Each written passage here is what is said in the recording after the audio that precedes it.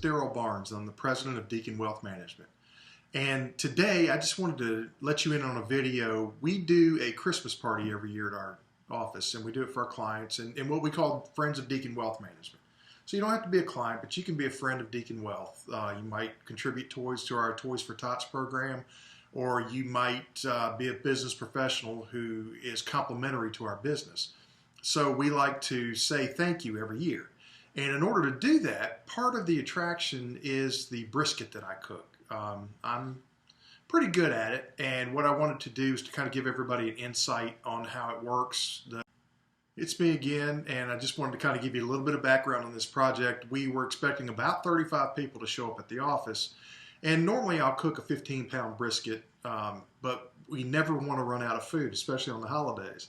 So I got 2 briskets this year, and we cooked basically 30 pounds of brisket between the two. And I made homemade sauce, which is a regular sauce, and then I also make a hot version of it. And in this case, I ended up having to make my own rub as we went along. So I'm going to start it off.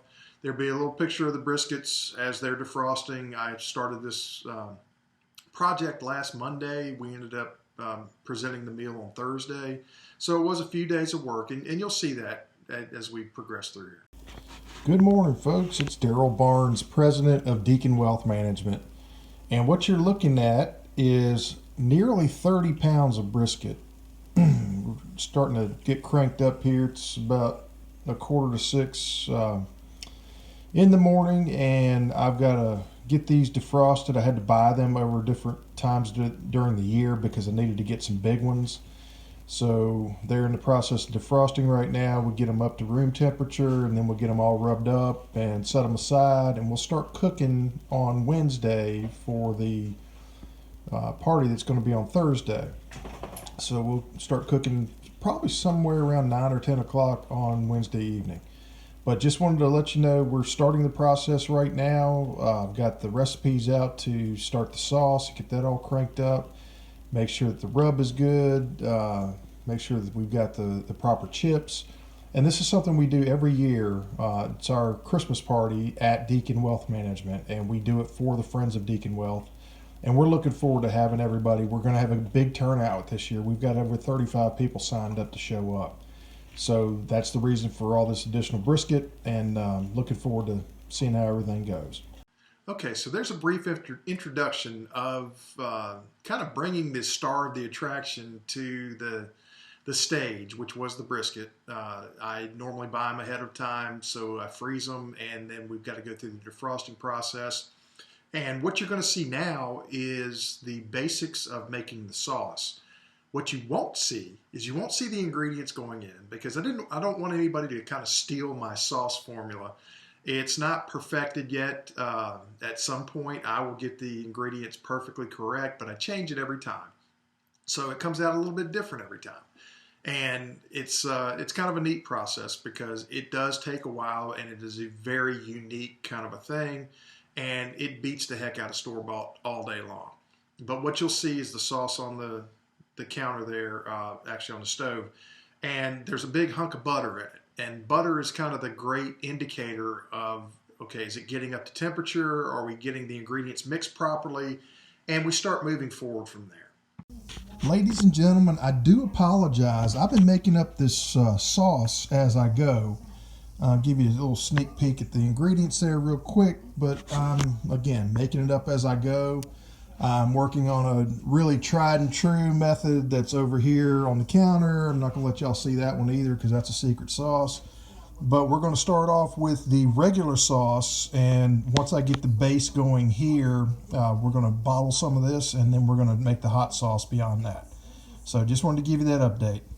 Okay, so you've seen the beginning of the sauce, and now what we're going to do is progress with that a little bit longer. And I'm also going to show you where I had to end up making the rub. I thought I had enough store-bought rub. I like this John Henry's Texas brisket rub that I use to cheat with.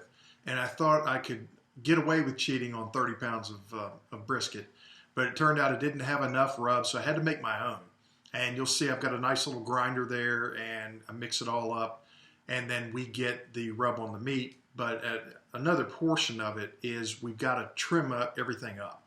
So if you have done any cooking in the past, what you're always looking for is the final result, right? It's kind of like your financial portfolio. All you care about are results. You don't care how we're going to get there. If you want to eat sausage, you want delicious sausage. You don't care how the sausage is made typically because you really don't want to know. So a part of the brisket process is trimming some fat and those sorts of things. And you need to understand that that's a part of it. But if you don't want to see it, I give you a little caveat in there where you can turn it off and resume probably 30 seconds later when it comes out and shows the meat already trimmed up. But it's a pretty involved process, and I just want to let everybody see behind the scenes. All right, guys, the sauce is still cooking. Those are little pieces of butter that you see up here, and when they are gone, this thing should start bubbling a little bit. We're going to let it cook down. The secret to sauce is not just to stir it up, it's to cook it and make sure that the flavors all blend together. Now, speaking of flavors blending, I was going to take the shortcut this evening and use a store-bought rub. This rub is amazing. This John Henry's, the East Texas brisket rub. I highly recommend that if you're in a hurry. I've got a little bit left, but I don't think I have enough for 30 pounds, so I'm making my own. If you can kind of take a look at what's in that grinder right there, I'm going to mix it all up. But you see the aftermath of going through the spice cabinet. We have a bit of a dilemma trying to figure out how to get it all to fit back in that little space. But I just wanted to let you know that we're not taking any shortcuts tonight. We are going to make sure that our clients have some great brisket on Thursday. Okay, so that portion of the video was covering the rub. The rub is a very important spice in cooking a brisket because basically you want to rub the meat and make sure that there's seasoning throughout. But what you don't want to do is to overpower the meat, and you do want the rub to kind of complement everything. It makes a nice little crust on it. And if you put it on there in advance, it will actually break down and turn into a quasi sauce on its own. So it doesn't stay totally dry. It'll actually start to break down. So this is just a little edit right here in the middle of the video. Okay, checking on the sauce again. Sauce is looking pretty good. It needs to thicken up. It's running kind of runny. But again, I don't know, I'm probably only about 20 minutes into cooking this at this point. It's going to take quite some. Okay, guys, here is the disclaimer. If you do not want to see the fat being trimmed from the meat, turn away now. I make a little warning here about the sausage. It's a sausage making process. Obviously, we're not making sausage, we're making brisket, but this is the behind the scenes thing. So again, if you want to see it trimmed up, skip ahead on this video about 20 seconds. This is the fat side of the meat, and I've got another brisket in the sink here. As I'm working on this, you can see it's a pretty good little lump of fat in here, and some up under here where we're going to take the tri-tip at some point much farther along in this process, probably about 10 hours in the process. But I'm going to trim this back a bit, and we're going to leave some of it on here because this is what tends to keep the juice in it. And that's going to give us quite a bit of flavor, but at the same time, we don't want it to be totally juicy just because of the fat. We want it to be juicy because we've kept the juice in the meat. So that's it's one of the delicate tightrope walking things that you do.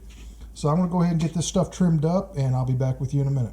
When I left you a few minutes ago, I was telling you that if you didn't want to know what was in sausage, to go ahead and tune out.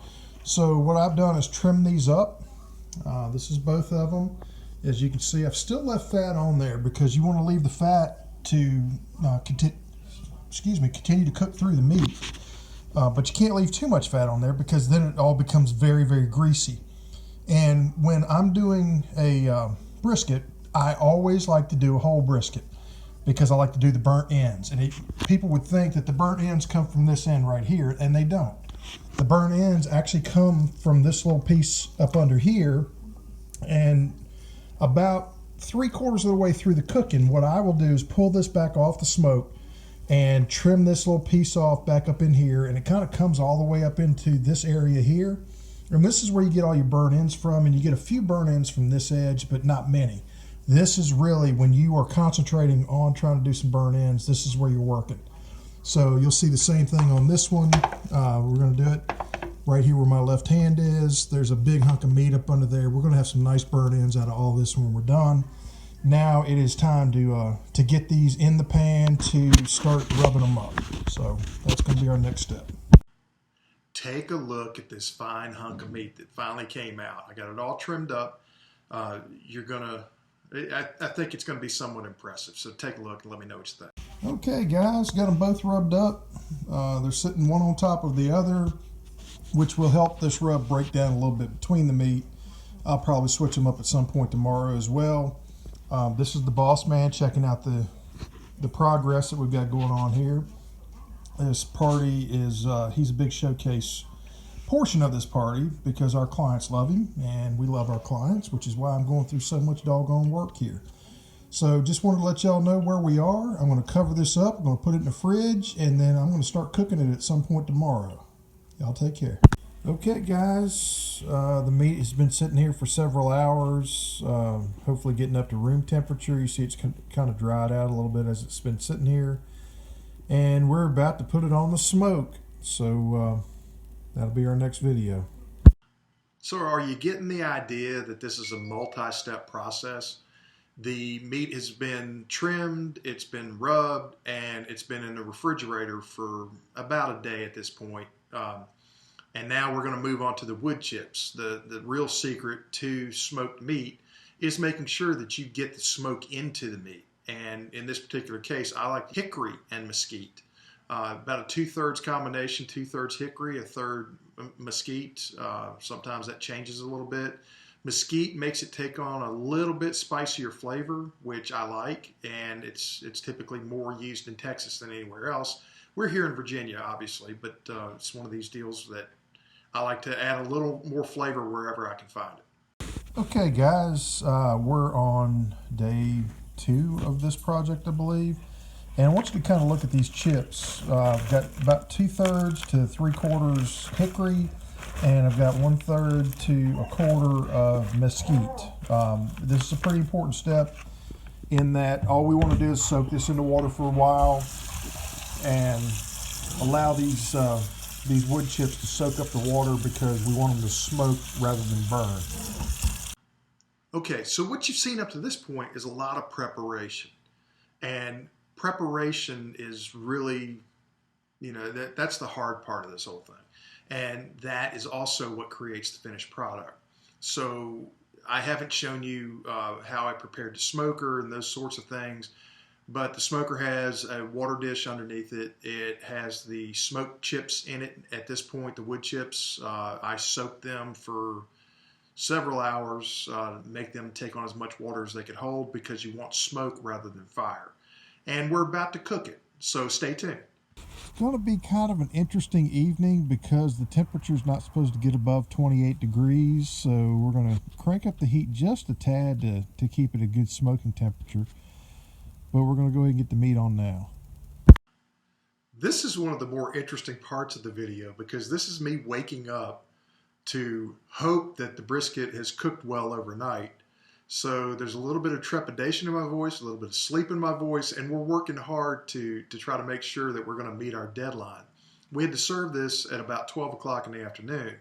And as you will remember from the beginning of this, or not the beginning, but the beginning of the cooking process, that started taking place about 9 o'clock the night before. So it is, it's again, pretty involved, and this is kind of the moment of truth. And some of you may wonder why I flip these over, because a lot of folks, I don't think, actually do flip their briskets over, but there's a little bit of fat on each side. So what I like to do is to cook the heavier fat side up first so that the fat will drip down over the meat. And then when we get closer to the end of the cooking, I flip it over so that the lesser fat side is up and there's not as much fat kind of rolling down.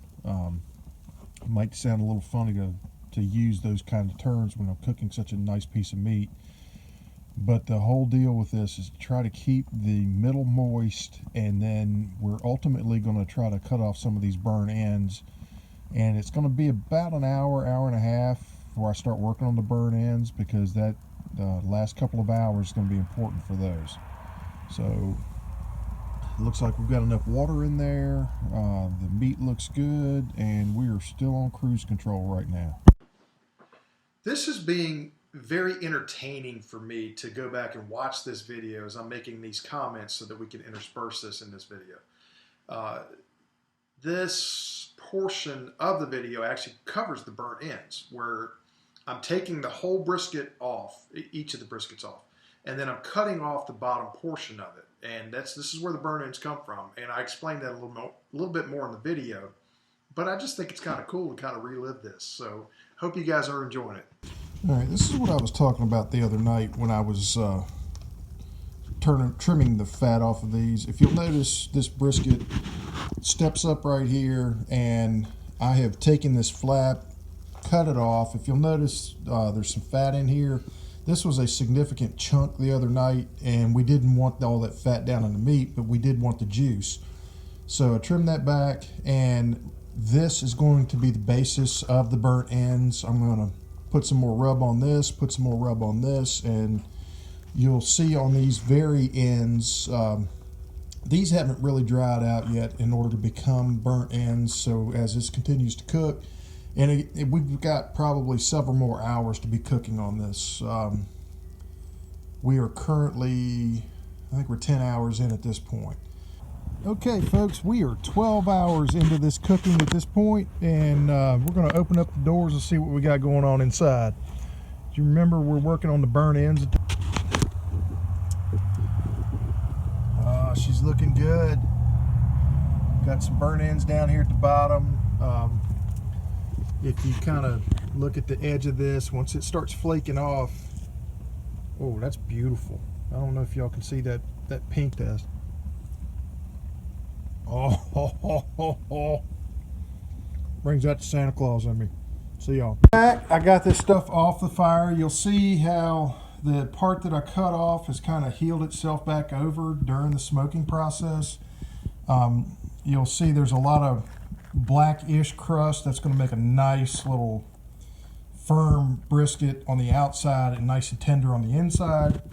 The other one did the same thing. These burnt ends, as you see, they're flexible, and that's excellent because we're able to get some real deep color on the whole thing. And this is where the burnt ends come from. They come from this little piece of meat right here, as well as the crust on this side and the crust on this side. So we're going to start carving it up. What I'm looking for is a nice pink smoke ring on the outside of the meat all the way around, and then we're looking for some, I don't know, a little grayer, pinker kind of meat in the middle. So we're going to see how well this turned out. This was 13 and a half hours. Been kind of a tough cook, simply because the temperature is just now getting above freezing.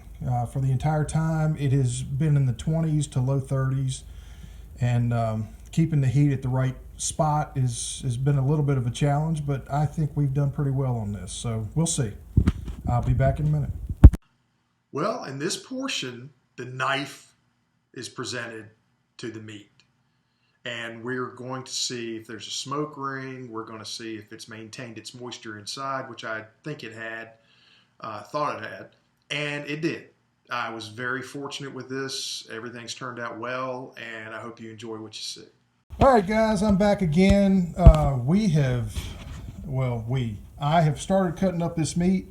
This first brisket came out perfect. I don't know if you can see this particular piece, but if you can see this smoke ring around here, this pink on the outside, that's where the smoke gets infused into the meat. And then this is the juicier portion of the actual meat itself. You can see as I touch it, it's actually releasing some of the juice in it. And I've had to put an extra paper towel here because we've had enough juice that's just been kind of rolling around. But I also mentioned the blackened ends, the burnt ends. This is one of the pieces we're going to work that with. But if you'll also notice on this back side, as I was cutting the end of this brisket, this is where some of the burnt ends come from as well, because it starts to fall away. This is going to be really nice. We're going to serve this on sliders. So I'm going to make a cut right down the center here, and we're going to lay it in this pan for a decent presentation, I hope. and folks are going to be able to eat it either on a bun or without a bun, but it's going to be set up so that we can do sliders or just put it on a plate. And I'm going to declare victory at least on this one brisket. So I will see you soon. All right, guys, this is the burnt end pile that we have. This will make up probably an additional tray. And I gotta say, if you know what this is, you are probably a barbecue connoisseur. This is part of the burnt ends, and I want you to look how perfectly that thing is cooked. Pink on the top, pink on the bottom, a little darker in the middle, nice little crust on the top, nice little crust on the bottom. This is what makes everything cool. If you typically eat pork barbecue, you're going to love these burnt ends, because these burnt ends, you kind of just lump them on a sandwich and go to it. And this and the slices, we're very fortunate to be able to do this, and I am glad that you guys joined me on this journey, and we'll see it on the table next. Y'all stay tuned. Okay, you may be wondering about my sanity with all the amount of work that I've put into this, but this is how much we care about our clients. So this is a brief introduction of how you would enter our office and walk in and enjoy this wonderful holiday meal that we've made for you. And the ladies that you're going to see are Patty and Janet. It's Patty Schnell and Janet Pellegrini, and they both work with me to make sure our clients are taken care of. And they did a fantastic job of setting up the office and making sure that this event went off without a hitch. So I'm going to take you on a brief tour. Guys, if you've been with me this far, you'll see that we've been working pretty hard on this brisket. We are decorated for the holidays. There's the boss man who greets everybody at the door. There's Patty, and there's Janet. Say it again. Merry Christmas. Merry Christmas. Merry Christmas. Merry Christmas. And the boss man says Merry Christmas too. He even has his Christmas collar on. Yes, he does. We have been collecting toys for the Toys for Tots, and it looks like we've already made a run because this box was full the other day, and it's about half full again. We're hoping folks bring a few presents today. Christmas tree. And before I leave this area, these two ladies made all this happen.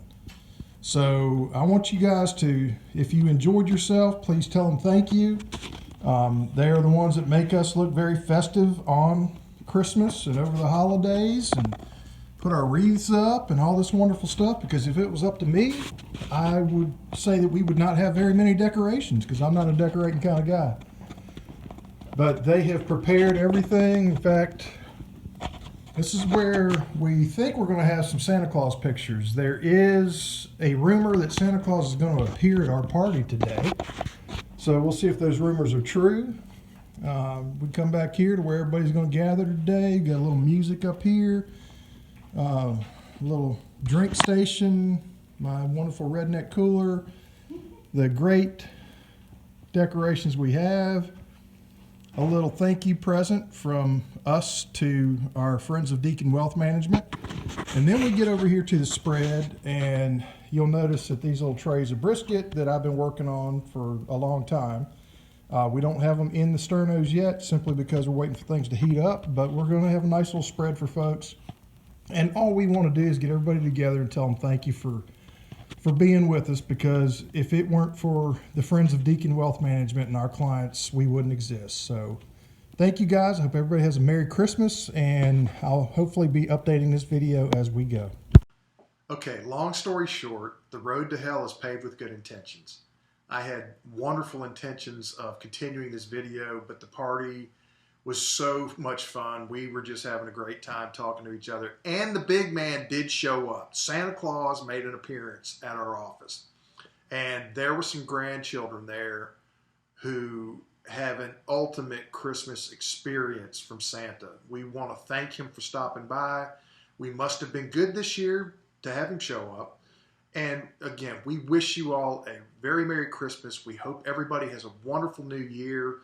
And if there's anything we can do to help you out, please give us a call. We're always happy to help. We can provide assistance just with phone calls, or you can drop in.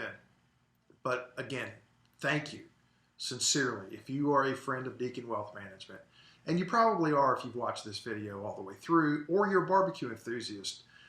If you are a barbecue enthusiast, please pardon, any of the professional stuff that I did wrong, because this is the way I do it.